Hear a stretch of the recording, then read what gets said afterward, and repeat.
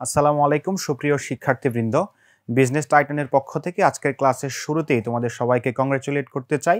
দীর্ঘ সময় ধরে তোমরা তোমাদের সর্বোচ্চ অ্যাটেনশন এবং পেশেন্স নিয়ে আমাদের ক্লাসগুলো দেখেছো। আমি বিশ্বাস করি আমাদের ক্লাসগুলো তোমাদের বেসিক ইংলিশের যে দুর্বলতা ছিল সেই দুর্বলতা কাটিয়ে উঠতে অনেক বেশি সহযোগিতা করেছে। সো চলো আমরা আজকের সর্বশেষ ক্লাসটি শুরু করি।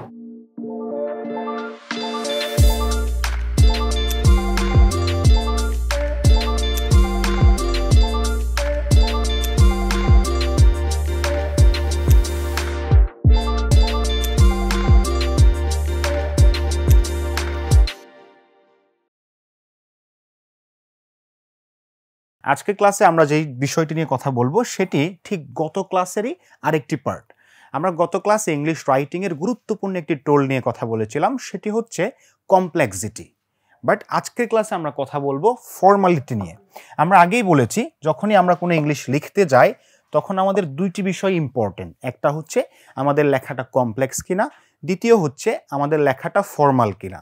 কেন এই বিষয়গুলো গুরুত্বপূর্ণ? কারণ written English is different from spoken English, right? তাহলে চলো আমরা দেখি যে ফর্মালিটি জিনিসটি কি এবং কিভাবে আমরা আমাদের লেখার মধ্যে ফর্মালিটি নিয়ে আসতে পারি। অর্থাৎ আমাদের বিভিন্ন একাডেমিক পারপাসে যে লেখাগুলো লিখতে হয় সেই লেখাগুলোকে কিভাবে লেখার উপযোগী অর্থাৎ ফর্মাল রাইটিংয়ে পরিণত করতে পারি সেটি নিয়ে পুরো ক্লাস জুড়ে আমরা আলোচনা করব। প্রথমেই দেখি চলো যে ফর্মাল রাইটিং জিনিসটি কি আসলে। আমরা একটু ডেফিনিশনটা পড়ার চেষ্টা করি। Formal language is less personal, very important. Less personal মানে হচ্ছে এখানে আমি কি করেছি, আমরা কি করেছি, ইমোশনাল যে শব্দগুলো সেই শব্দগুলো আমরা ইউজ করব না। আমরা সাধারণত বলার ক্ষেত্রে বলি I have done this work, আমি এই কাজটি করেছি। But in terms of formal language আমরা আই হ্যাভ ডান এ ধরনের এক্সপ্রেশন ব্যবহার থেকে বিরত থাকব, because this is less personal. Second যেটা সেটা হচ্ছে it is used when writing for professional or academic purposes. দুইটা পারপাসে আমরা ফর্মাল ল্যাঙ্গুয়েজ ইউজ করি। নাম্বার ওয়ান সেটি হচ্ছে আমাদের একাডেমিক পারপাসে, অর্থাৎ আমরা একাডেমিক আমাদের পরীক্ষাগুলোতে কিংবা অ্যাসাইনমেন্টে যে লেখাগুলো লিখি সেই পারপাসে। সেকেন্ড হচ্ছে আমাদের যে প্রফেশনাল বিভিন্ন রাইটিং আছে, রিপোর্ট লিখতে হয় আমাদেরকে, তারপর হচ্ছে বিভিন্ন স্টেটমেন্ট লিখতে হয়, আর তারপর হায়ার স্টাডির জন্য স্টেটমেন্ট অফ পারপাস লিখতে হয়। এ ধরনের যে বিভিন্ন প্রফেশনাল পারপাস আছে সেই প্রফেশনাল পারপাসে আমরা এই ল্যাঙ্গুয়েজ ইউজ করি। লাইক গ্র্যাজুয়েট স্কুল অ্যাসাইনমেন্ট, এই যে এখানে উদাহরণ হিসেবে দেওয়া আছে, রাইট? এরপরে দেখো formal language does not use colloquialism. Colloquialism মানে হচ্ছে যেগুলো আমরা সাধারণত কথা বলার ক্ষেত্রে ইউজ করি। এরপরে কি ইউজ করে না? কন্ট্রাকশনস ইউজ করে না। যেমন আমরা বলি আই ক্যান ডু দ্যাট, আমরা বলি না I can not do that. I don't do, আমি করি না। এই যে ডোন্ট, কান্ট, এইন্ট, আর্নট, এই কন্ট্রাকশনগুলো আমরা রাইটিং ইংলিশে ইউজ করব না। অর ফার্স্ট পারসন প্রোনাউন্স, অথবা যে ফার্স্ট পারসন প্রোনাউন্সগুলো যেমন আই, উই, এই প্রোনাউনগুলো আমরা ইউজ করব না। কোথায়? ফর্মাল ল্যাঙ্গুয়েজে। আর ইনফর্মাল ল্যাঙ্গুয়েজ কীরকম? যেমন informal language is more casual and spontaneous. Spontaneous মানে হচ্ছে এটা খুবই স্বাভাবিকভাবে আমরা যে কথা বলার সময় যে ল্যাঙ্গুয়েজটা ইউজ করি সে ল্যাঙ্গুয়েজটাই হচ্ছে ইনফর্মাল ল্যাঙ্গুয়েজ। যেমন দোস্ত তুই কবে আসবি, এরকম এই দোস্ত তুই কবে আসবি এই এক্সপ্রেশন কিন্তু আমরা লেখার সময় ইউজ করি না, ঠিক আছে? সো এইখান থেকে আমরা যে বিষয়টি জানলাম সেটা হচ্ছে ফর্মালিটি জিনিসটি কি এবং কিভাবে এই জিনিসটি ইনফর্মাল ল্যাঙ্গুয়েজ থেকে ডিফারেন্ট। এরপর আমরা যেটা দেখার চেষ্টা করব সেটা হচ্ছে দুইটা জিনিসের মধ্যে পার্থক্য কি, আমরা একটা টেবল আকারে তোমাদেরকে দেখানোর চেষ্টা করি। প্রথমেই দেখো যে formal language is more common when we write. যে ফর্মাল ল্যাঙ্গুয়েজটা আমরা ইউজ করি কোথায়? যখন আমরা কোনো কিছু লিখতে চাই। আর ইনফর্মালটা উই স্পিক, যখন আমরা কথা বলি। তাহলে এখান থেকেই সহজ ডিস্টিংশনটা তোমরা বুঝতে পারো, কথা বলার সময় ইনফর্মাল এবং লেখার সময় ফর্মাল। এরপরে এমন সিচুয়েশনে আমরা ফর্মাল ল্যাঙ্গুয়েজ ইউজ করি যখন that involve people we don't know well, যে মানুষগুলো সম্পর্কে আমরা সাধারণত জানি না। একটা এক্সাম্পল দিলে তোমরা বুঝতে পারবে। ফর এক্সাম্পল, আমরা যখন একটা রিসার্চ পেপার লিখি তখন আসলে আমার রিসার্চ পেপারের রিডার কারা কিংবা কারা পড়বে এই জিনিসটা স্পেসিফিক না, যে কেউ পড়তে পারে। আমার এটা যখন জার্নালে প্রকাশিত হবে যে কোনো পেশার যে কোনো মানুষ এটি পড়তে পারে। বাট যখন আমরা কথা বলছি তখন কিন্তু আমাদের সামনে ওই ব্যক্তিটি থাকে যেই ব্যক্তির সাথে আমি কমিউনিকেট করছি। সুতরাং যখন আমরা এই যে নোন অর্থাৎ পরিচিত একটি জায়গায় থাকি, পরিচিত মানুষের সাথে ইন্টারাক্ট করি, তখন আমরা ইনফর্মাল ল্যাঙ্গুয়েজ ইউজ করি।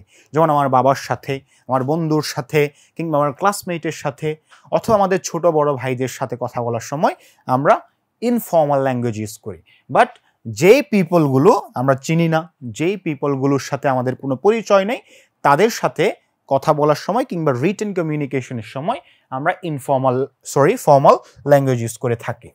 এখন চলো আমরা দেখি যে ফর্মালিটি কিভাবে আমাদের রাইটিংয়ে নিয়ে আসতে পারি আমরা, অর্থাৎ একটা ফর্মাল রাইটিংয়ের মধ্যে কি কি বিষয় ইম্পর্টেন্ট। নাম্বার 1 সেটি হচ্ছে টোন। প্রথমে আমরা যে লেখাটা লিখছি সেই লেখার টোনটা হতে হবে ফর্মাল। প্রশ্ন আসতে পারে কিভাবে টোনটাকে ফর্মাল করব, একটু পরে আমরা এক্সপ্লেইন করব। সেকেন্ডলি, যে ল্যাঙ্গুয়েজে আমরা এই লেখাটা লিখছি সেই ল্যাঙ্গুয়েজটা হতে হবে ফর্মাল। কিভাবে ফর্মাল ল্যাঙ্গুয়েজে লিখব সেটি নিয়েও এক্সপ্লেনেশন আসছে। থার্ড, যে ওয়ার্ডগুলো দিয়ে আমরা সেন্টেন্সটাকে ইনকর্পোরেট করছি কিংবা সেন্টেন্সটা তৈরি করছি সেই ওয়ার্ডগুলো হতে হবে ফর্মাল। এখন ফর্মাল ওয়ার্ড কোনগুলো, ইনফর্মাল ওয়ার্ড কোনগুলো, সেটি নিয়েও আমরা বিস্তারিত কথা বলার চেষ্টা করব। সো চলো আমরা একটা একটা ধরে দেখার চেষ্টা করি যে কিভাবে আমরা আমাদের লেখার মধ্যে ফর্মাল টোন ইউজ করতে পারি, ফর্মাল ল্যাঙ্গুয়েজ ইউজ করতে পারি এবং ফর্মাল ওয়ার্ড ব্যবহার করতে পারি। সো এখন আমরা শুরু করব কিভাবে আমরা ফর্মাল টোন ইউজ করব। দেখো, ফর্মাল টুলের ক্ষেত্রে দুইটা বিষয়। নাম্বার 1 হচ্ছে মানে আমরা যখন কোনো কিছু লিখছি, যেহেতু এটা পার্সোনাল লেখা না কিংবা সাবজেক্টিভ রাইটিং না, সেজন্য লেখাটা ইমোশনাল হতে পারবে না। যেমন দেখো যে নাম্বার 1 যেটা, avoiding emotional words and expressions. আমরা যদি কোনো একটা শব্দ ব্যবহার করি, যেমন সেখানে এত এত মানুষের প্রাণহানি হয়েছে, এটিকে আমরা চাইলে একটা ফর্মাল ওয়ার্ডিংও লিখতে পারি, কিংবা এই সেম কথাটাকে আমরা বিভিন্ন কলোকুয়াল এক্সপ্রেশন দিয়েও ইউজ করতে পারি। তো যেহেতু আমরা ফর্মাল ইংলিশে লিখব, সেহেতু প্রথম কাজ হচ্ছে ইমোশনাল ওয়ার্ডস এবং এক্সপ্রেশনগুলো অ্যাভয়েড করা। নাম্বার 2 যেটা, সেটি হচ্ছে কি ফার্স্ট পার্সনগুলো কি করা, অ্যাভয়েড করা। এখন ফার্স্ট পার্সন প্রোনাউনের সাথে আমাদের টুনের ইনফর্মালিটির সম্পর্কটা কি? সম্পর্কটা হচ্ছে যখন আমি বলি আমি খাচ্ছি, আমি লিখছি, তখন এই কথার খুব বেশি ওয়েট থাকে না একাডেমিয়াতে। কেন ওয়েট থাকে না? ভাই তুমি বলতেই পারো, এটা তোমার পার্সোনাল ওপিনিয়ন, তাই না? যখন বলি যে আমি আজকে ওখানে যাব, এটা একটা সাবজেক্টিভ কথা, এই কথার কোনো একাডেমিক ওয়েট থাকে না। যেমন আমরা যদি একটা উদাহরণ দেখি যে আই কনসিডার, আমি বিশ্বাস করি, আমি কনসিডার করি ভেরিয়াস রিসার্চ মেথড, অনেকগুলো research method for the study, এই স্টাডির জন্য, এই পার্টিকুলার স্টাডির জন্য আমি পার্সোনালি অনেকগুলো রিসার্চ মেথডকে কি করি, আমি কনসিডার করি। কিন্তু ঠিক এই লেখাটাকে যখন আমি বলছি various research methods were considered for the study, অনেকগুলো রিসার্চ মেথড কনসিডার করা হয়েছিল যখন বলছি, এটার একটা একাডেমিক কি থাকে, একাডেমিক এটার একটা ক্রেডিবিলিটি থাকে। যখন আমি বলছি আই কনসিডার, তো তুমি কনসিডার করেছো, এটা তো আমার হেডেক না, তোমার পার্সোনাল বিষয়টি।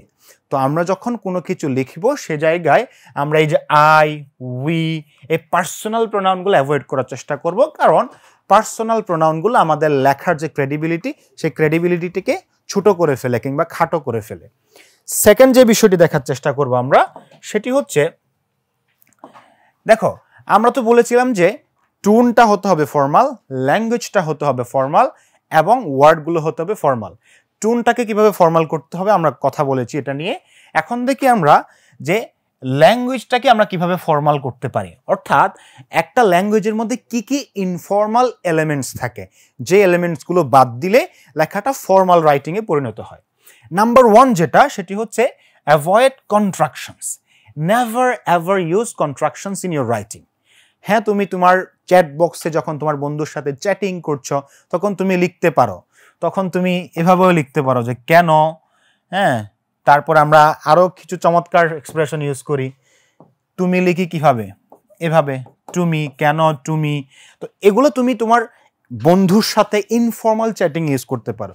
বাট যখন তুমি একটা একাডেমিক রাইটিং লিখছো, একটা প্যারাগ্রাফ লিখছো, একটা ফর্মাল লেটার লিখছো, তখন তোমার এই কন্ট্রাকশনগুলোকে অ্যাভয়েড করতে হবে। ফর এক্সাম্পল, দ্য ইমপ্রুভমেন্টস ক্যাননটের পরিবর্তে দেয়া আছে can't be introduce due to funding restriction. Funding restriction মানে হচ্ছে কি, আমাদের যে ফান্ড থাকে, ফান্ডের রেস্ট্রিকশনের কারণে যে এই ইমপ্রুভমেন্টগুলোকে ইউটিলাইজ করা যাচ্ছে না অথবা ইন্ট্রোডিউস করা যাচ্ছে না। তাহলে এখানে সে কি ইউজ করেছে, এখানে ইউজ করা উচিত ছিল ক্যান নট, যেহেতু কন্ট্রাকশন আমরা ইউজ করতে পারবো না। তো এটার ফর্মাল রূপটা কীরকম? ফর্মাল রূপটা হচ্ছে ওই ক্যান্ট থাকে আমরা সহজ ভাষায় কান্ট না বলে ক্যান নট পুরো ফর্মটা লিখবো, ইলাবোরেশনটা লিখবো, নট নেসেসারিলি আমরা কন্ট্রাকশন ফর্মটা লিখবো। তাহলে নাম্বার 1, ল্যাঙ্গুয়েজ ফর্মাল করার জন্য আমাদের কন্ট্রাকশনটা অ্যাভয়েড করতে হবে। নাম্বার 2 যেটা, সেটি হচ্ছে avoid phrasal verb. Phrasal verb বলতে আমরা কি বুঝি? যেমন ফ্রেজাল ভার্বের মধ্যে একটা হচ্ছে যে গেট আপ, আমরা সব সময় ব্যবহার করি। গেট আপ মানে কি? উঠা। তারপর আমরা বলি যে কাম অন, ঠিক আছে। এরপর আমরা বলি যে কি গেট ডাউন, গেট ডাউন মানে কি? কমে যাওয়া। হ্যাঁ, এরপর আরো অনেক কিছু বলি, যেমন আমরা বলি যে পুট অন মানে পরা, কোনো কিছু গায়ে দেয়া। এরপর আমরা বলি যে পুট অফ, পুট অফ মানে কি? পুট অফ মানে হচ্ছে ফেলে রাখা কোনো কিছু। এরপরে বলে গো থ্রু, কোনো কিছু সহ্য করা বা কোনো কিছুর মধ্য দিয়ে যাওয়া। এই সবগুলোকে আমরা বলি ফ্রেজাল ভার্ব। এগুলো কথা বলার সময় কলোকুয়াল ল্যাঙ্গুয়েজ হিসেবে খুবই সুন্দর। এই যে I go through this process, we have gone through this classes বলতে পারি, but in terms of writing আমরা এই ফ্রেজাল ভার্বগুলোকে অ্যাভয়েড করব। ফর এক্সাম্পল, দ্য ব্যালুন, আমরা যেগুলোকে বেলুন বলি, ওয়াজ ব্লোন আপ, উড়িয়ে দেওয়া হয়েছিল, ফর দ্য এক্সপেরিমেন্টের জন্য।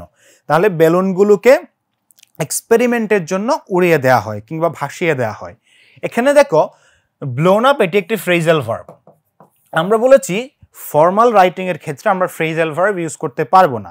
যেহেতু পারবো না, সেহেতু ওই ফ্রেজাল ভার্বের সিনোনিমাস একটা ওয়ার্ড আমাদেরকে নিয়ে আসতে হবে। For example, the Ballon was inflated.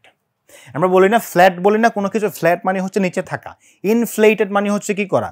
উড়িয়ে দেয়া। তাহলে the balloon was inflated for the এক্সপেরিমেন্টের জন্য ইনফ্লেটেড করে দেওয়া হলো, উড়িয়ে দেওয়া হলো। সহজ কথায় ব্লোন আপের পরিবর্তে আমরা ব্যবহার করেছি ইনফ্লেটেড। আমরা গো থ্রুর পরিবর্তে ব্যবহার করব টলারেট। আমরা এখানে পুট অফের পরিবর্তে রাখবো কি? অ্যাভয়েড। পুট অফের পরিবর্তে রাখবো রেস্ট্রেইন, ঠিক আছে। অথবা আমরা গেট আপের পরিবর্তে বলতে পারি কি? মানে উঠা, রেইজ। এরপরে আমরা এই যে গেট ডাউনের পরিবর্তে বলতে পারি ডিক্রিজ। তাহলে এই প্রত্যেকটা ফ্রেজাল ভার্বের সিনোনিমাস কিছু কি আছে? ওয়ার্ড আছে, ভার্ব আছে। ওই ভার্বগুলো আমরা ইউজ করব to make our language formal. এরপরে থার্ড যেটা, সেটা হচ্ছে অ্যাভয়েড স্ল্যাং অ্যান্ড কলোকুয়ালিজম। যেমন the mob was very rowdy. The mob মানে কি? মব মানে বোঝায় সাধারণ মানুষ। আমরা একটা শব্দ প্রায় শুনে থাকি, সেটি হচ্ছে মব জাস্টিস। মব জাস্টিসটা হচ্ছে অনেকটা তোমার কিসের মতো? মিডিয়া ট্রায়ালের মতো, যে মানুষ সবাই মতামত দেয়। যেমন কেউ একটা কোনো খারাপ কাজ করেছে, মানুষ ফেসবুকে মতামত পেশ করে যে ওকে হত্যা করা হোক, ওকে করা হোক, ওকে ফেলে দেওয়া হোক। এটাকে বলে মব জাস্টিস। তাহলে এটি খুবই ইনফর্মাল একটি ওয়ার্ড। যেমন দ্য মব ওয়াজ ভেরি রৌডি। রৌডি মানে কি? খুবই কি ছিল? মানে অ্যাংরি ছিল, মানুষের উপর খুবই সে রেগে গেছিল। ডিউরিং দ্য প্রটেস্ট, কখন? ওই প্রটেস্টের সময়, against Katz to the university funding. একটা ইউনিভার্সিটির ফান্ডিং থেকে যখন কর্তন করা হয়, সেটি নিয়ে যখন আন্দোলন হচ্ছিল, তখন সাধারণ মানুষ অনেক বেশি রৌডি ছিল। এখন দেখো, এই সাধারণ মানুষকে বোঝানোর জন্য কিংবা গ্যাদারিংকে বোঝানোর জন্য মব শব্দটা অনেক বেশি ইনফর্মাল, এটি অনেক বেশি স্ল্যাং বলা যায়, মানে কলোকুয়াল ওয়ার্ড। এটির পরিবর্তে আমরা কি বলতে পারি? The crowd. যখন আমরা বলছি the mob, it becomes very colloquial. যখন বলছি আমরা the crowd, it becomes more formal. সেজন্য আমরা এই কলোকুয়াল ওয়ার্ডগুলো বাদ দিব। এখন তোমরা প্রশ্ন করতে পারো, ভাই এই কলোকুয়াল ওয়ার্ডগুলো আমরা কিভাবে বুঝবো এবং এগুলোর রিপ্লেসে কোন ওয়ার্ডটি আসবে সেটি কিভাবে জানবো? আমরা পরবর্তী স্লাইডগুলোতে তোমাদের এই বিষয়টি ব্যাখ্যা করার চেষ্টা করব। এরপরে অ্যাক্রোনিমসগুলো বাদ দেওয়ার চেষ্টা করা, যেমন TAFE, ANZ, SE, এগুলোর পরিবর্তে এগুলোর যে ফুল ফর্মটা আছে সেটা বলা। যেমন TAFE এর পূর্ণরূপ কি? Technical and further education. এই ফুল ফর্মটা লেখা, Australian and New Zealand army corps. তো এই পুরো ফর্মটা আমরা রাইটিং এর ক্ষেত্রে লিখব। ব্র্যাকেটে আমরা এই জিনিসটা লিখতে পারি, যেমন এই পুরো ফর্মটা লেখার পরে এদিকে ব্র্যাকেট দিয়ে আমরা বলতে পারি কি TAFE। বাট যদি শুধু আমরা লিখি TAFE তখন ইট বিকামস ভেরি ইনফর্মাল। ঠিক আছে, এরপরে যে বিষয়টা আমাদের নজর রাখতে হবে সেটি হচ্ছে এই যে ইনিশিয়াল যেগুলো আছে, হ্যাঁ, এই ইনিশিয়ালসগুলো আমাদেরকে অ্যাভয়েড করতে হবে, রেদার ফুল ফর্মটা লিখতে হবে। UTS না লিখে লিখব ইউনিভার্সিটি অফ টেকনোলজি সিডনি। আমরা ISO না লিখে লিখব ইন্টারন্যাশনাল স্ট্যান্ডার্ডস অর্গানাইজেশন। খুব সহজ কথা, কোনো কন্ট্রাকশন, কোনো ইনিশিয়ালস, কোনো অ্যাক্রোনিমস আমরা ইউজ করব না, রেদার ফুল ফর্মটি ইউজ করার চেষ্টা করব। এরপরে যে বিষয়টি সেটি হচ্ছে মানে ওয়ার্ডের ক্ষেত্রে ইনফর্মাল ওয়ার্ড অ্যাভয়েড করে আমরা ফর্মাল ওয়ার্ড ব্যবহার করার চেষ্টা করব। এখন কোন ওয়ার্ডটা ইনফর্মাল, কোন ওয়ার্ডটা ফর্মাল সেটি তোমাদের একটু জেনে নেওয়া লাগবে। প্রথমেই দেখো, সেই সরি। আমরা সাধারণত কথায় কথায় কি বলি, সরি বলি, সেই সরি। বাট এটির ফর্মাল রূপ হচ্ছে কি অ্যাপোলোজাইজ কিংবা অ্যাপোলোগাইজ। দুটি প্রনাউন্সিয়েশনই কারেক্ট, অ্যাপোলোজাইজ অথবা অ্যাপোলোগাইজ, একটি ব্রিটিশ এবং একটি আমেরিকান। তাহলে আমরা সে সরি লিখব না, লিখব অ্যাপোলোজাইজ অথবা অ্যাপোলোগাইজ। এখানে একটু খেয়াল করবা যে একটা স্পেলিংয়ে দেয়া আছে জেড আর একটা স্পেলিংয়ে দেয়া আছে কি এস, দুইটাই কারেক্ট, একটা আমেরিকান একটা ব্রিটিশ স্পেলিং। এরপরে গো আপ। গো আপ মানে কি কোনো কিছু বৃদ্ধি পাওয়া, আমরা গো আপ না লিখে লিখব ইনক্রিজ, কোনো কিছু বৃদ্ধি পাচ্ছে। ইনহ্যান্স লিখতে পারি, ইমপ্রুভ লিখতে পারি, রাইট। তারপরে গো ডাউন মানে কি, গো ডাউন মানে হচ্ছে কমে যাওয়া, তা আমরা সেটা না লিখে লিখব কি ডিক্রিজ, ডেমিনিশ। এই ওয়ার্ডগুলো ইউজ করব, এই ওয়ার্ডগুলো মোর ফর্মাল। এরপরে সেট আপ। সেট আপ মানে কি কোনো কিছু স্থাপন করা, এটার পরিবর্তে আমরা লিখব establish. Look at. Look at মানে কি কোনো কিছুর দিকে তাকানো, আমরা বলি না লুক অ্যাট দ্য বার্ড অথবা look at the board, look at this person. তো এটার পরিবর্তে আমরা বলবো এক্সামিন। এক্সামিন মানে কোনো কিছু দেখা, নিরীক্ষা করা, পরীক্ষা করে দেখা। এরপরে ব্লো আপ, একটু আগে আমরা যেটা দেখেছিলাম উড়িয়ে দেয়া, এটা হচ্ছে এক্সপ্লোড। এক্সপ্লোড মানে কোনো কিছু উড়িয়ে দেয়া। এরপরে ফাইন্ড আউট। ফাইন্ড আউট কোনো কিছু খুঁজে বের করা, আমরা স্বাভাবিকভাবেই বলি যে ওই বিষয়টা ফাইন্ড আউট করার চেষ্টা করো, হ্যাঁ। তো ফাইন্ড আউটের পরিবর্তে আমরা লিখব ডিসকভার। এরপরে ব্রিং অ্যাবাউট মানে হচ্ছে কোনো জিনিসকে আক্রান্ত করা, এটার পরিবর্তে আমরা বলবো কজ। তো মূল বিষয়টা হচ্ছে এই যে বাম পাশে যে মানে ওয়ার্ডগুলো রয়েছে, এই ওয়ার্ডগুলো হচ্ছে ইনফর্মাল, যেগুলো আমরা কথা বলার সময় ব্যবহার করতে পারি, কিন্তু লেখার সময় এগুলোর পরিবর্তে আমরা এই ফর্মাল ওয়ার্ডগুলো ব্যবহার করব। ঠিক আছে, এরপর আমরা দেখার চেষ্টা করি যে ট্রানজিশনাল ওয়ার্ড আছে, সেই ট্রানজিশনাল ওয়ার্ডগুলোর ক্ষেত্রে আমরা কিভাবে ফর্মালিটি নিয়ে আসবো। যেমন আমরা বলি এনিওয়ে, কথায় কোথায় বলি এনিওয়ে। প্লাস। প্লাস মানে কোনো একটা কথা বলার পর আমরা বলি যে এটা হয়েছে প্লাস সেখানে এই বিষয়টিও হয়েছে। যেমন তারা তো ইনজোর্ড হয়েছে, প্লাস সেখানে যে রিক্সাওয়ালাটা ছিল সেও কি হয়েছে, ইনজোর্ড হয়েছে। তো এই প্লাস অলসো এগুলোর পরিবর্তে আমরা কি বলবো, আমরা বলবো মোর ওভার অথবা ফার্দার মোর। যেমন আমি যদি একটা এক্সাম্পল দিই তোমাদেরকে, সেটা হচ্ছে যে সে অনেক কথা বলেছে, মনে করো সে কোথাও ভিজিট করতে গিয়েছে, সে সম্পর্কে সে কিছু কথা বলেছে, সে কথা শেষ করার পর আরও একটা ইনফরমেশন এক্সট্রা দিবে, তখন আমরা অলসো না বলে কি বলতে পারি, যেমন বলতে পারি ফার্দার মোর, হ্যাঁ, he gave us a sign of his last visit. ঠিক আছে, সে যে লাস্ট ভিজিট করেছে সেই ভিজিটের সাইন হিসেবে আমাদেরকে একটি চিহ্ন কিংবা নিদর্শন সে আমাদেরকে দিয়েছে। সুতরাং আগে অনেক কথা বলেছে, আমরা স্বাভাবিকভাবে অলসো কিংবা কি ইউজ করি, প্লাস ইউজ করি। এটার পরিবর্তে যখন আমরা ফর্মাল ইংলিশে লিখব তখন বলবো কি ফার্দার মোর কিংবা মোর ওভার। এরপরে বাট। বাট আমরা স্বাভাবিকভাবে ইউজ করি, তো শুরুতে কোনো সেন্টেন্সের শুরুতে আমরা বাট ইউজ করব না, বাটের পরিবর্তে লিখব হাউএভার। ঠিক আছে, যেমন বলা যায় ছেলেটি অনেক ব্রিলিয়ান্ট স্টুডেন্ট, তার পরীক্ষা অনেক ভালো হয়েছে, however he got a poor result. হ্যাঁ, হাউএভার মানে হচ্ছে কোন একটা বিপরীত কথা বোঝানোর ক্ষেত্রে। তো সেন্টেন্সের শুরুতে আমরা বাট, সো, অলসো এগুলা অ্যাভয়েড করার চেষ্টা করব। তাহলে আমরা সো এর পরিবর্তে কি বলতে পারি, আমরা সো এর পরিবর্তে বলতে পারি therefore কিংবা thus। আমরা বলি না যে বাংলাদেশে অনেক বেশি ট্রাফিক জ্যাম, সো সরকারের উচিত উদ্যোগ গ্রহণ করা, তখন আমরা সো না বলে বলবো therefore the government has to take some actions against this problem। তাহলে সো এর এগেইনস্টে লিখবো therefore কিংবা thus। এরপর আবারও অলসোর পরিবর্তে লিখবো in addition অথবা additionally। ঠিক আছে, এডিশন মানে কি কোনো কিছু যুক্ত করা, তার মানে সাথে সাথে আমরা অলসোর পরিবর্তে লিখবো in addition অথবা additionally। এসআপ এটা আমরা সব সময় বলি যে প্লিজ কাম হিয়ার এসআপ, তুমি যত দ্রুত পারো চলে আসো। এটি না লিখে আমরা লিখবো as soon as possible অথবা at your earliest convenience। হ্যাঁ, আর্লিয়েস্ট কনভেনিয়েন্স মানে কি যত দ্রুত সম্ভব তুমি চলে আসার চেষ্টা করো। এরপরে আমরা ওকে এগুলো তো খুবই ইনফর্মালি আমরা ইউজ করি, প্লিজ ডু অ্যাভয়েড দ্যাম। তার পরিবর্তে লেখার চেষ্টা করো অ্যাকসেপ্টেবল, নট ওকে। স্যার এটা কি ঠিক আছে? ইয়েস, অ্যাকসেপ্টেবল, নট ওকে কিংবা ওকে। ইন দ্য মিন টাইম আমরা কথা বলার সময় প্রায়শই ইউজ করি যে ইন দ্য মিন টাইম তুমি এই কাজটা করে ফেলো, but in terms of writing এটার পরিবর্তে আমরা লিখবো কি ইন দ্য ইন্টারিম। তোমরা ইন্টারিম গভর্নমেন্টটা শুনেছ, ইন্টারিম গভর্নমেন্ট মানে হচ্ছে মধ্যবর্তী সরকার কিংবা মানে কোন একটা সরকার যখন ক্ষমতা ছাড়ে আরেকটা সরকার যখন ক্ষমতা গ্রহণ করে, এর মাঝামাঝি যে সময়টাতে ছোট্ট সময়ের জন্য যে সরকারটা থাকে তাকে বলে কি ইন্টারিম গভর্নমেন্ট। হ্যাঁ, অন্তর্বর্তীকালীন সরকার, তাই তো।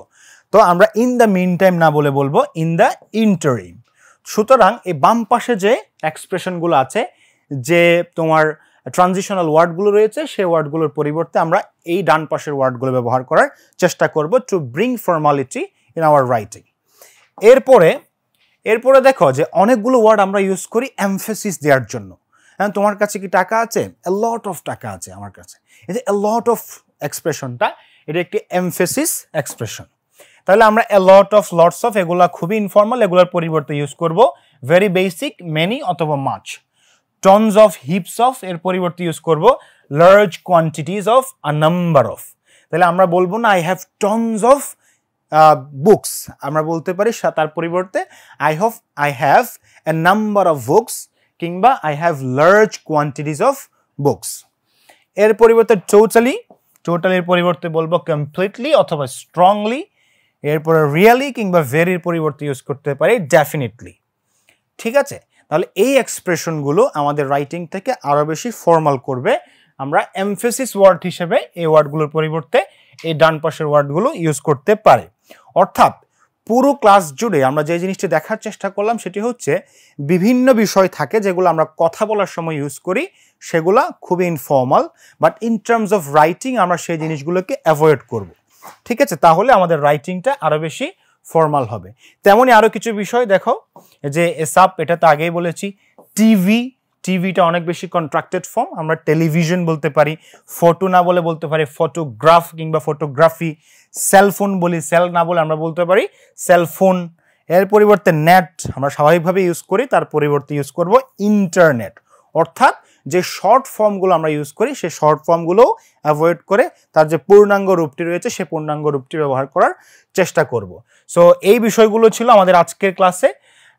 তার সাথে সাথে আরও কিছু স্ল্যাং ইউজ করি আমরা, স্ল্যাং ওয়ার্ডগুলোও আমরা অ্যাভয়েড করার চেষ্টা করব।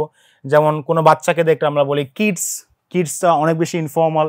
তারপর bad, good, really big, right, wrong, smart, এই প্রত্যেকটা ওয়ার্ডের সিনোনিমাস এমন কিছু ওয়ার্ড আছে যেগুলো আমাদের রাইটিং এর জন্য অনেক বেশি অ্যাপ্রোপ্রিয়েট।